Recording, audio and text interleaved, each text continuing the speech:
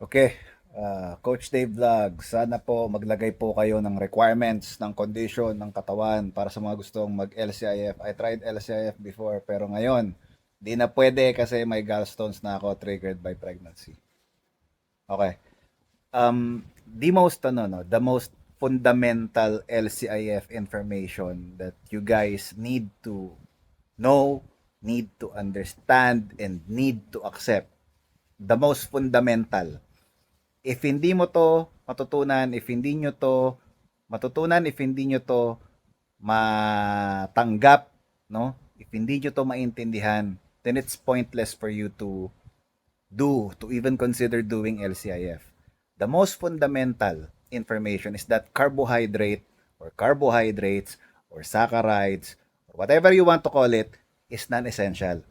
It is non-essential. Hindi siya kailangan. It doesn't really matter who you are. No, it doesn't really matter girl, boy, bakla, tomboy, mayaman, mahirap, edukado, hindi. It doesn't matter who you are. It doesn't matter kung super duper mega over healthy ka ngayon. It doesn't matter if sakitin ka ngayon. It doesn't matter. Carbohydrates or carbohydrate is non-essential. Walang iba-iba tayo ng katawan. Sa akin, dapat may carbohydrate, sa kanya, wala. Walang ganon, be. Walang ganon, girl. Walang ganon, boy. Okay? Walang ganon. Kahit sino ka pa, carbohydrate is non-essential. What you're referring to is tolerance. No? Tolerance doon sa hindi naman dapat natin kinakain, which is yung carbohydrates.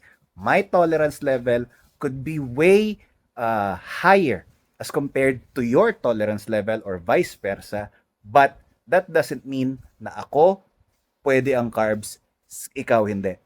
No, lahat tayo non-essential ang carbohydrates.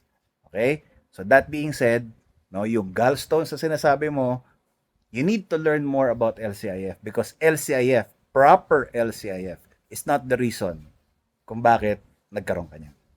Okay?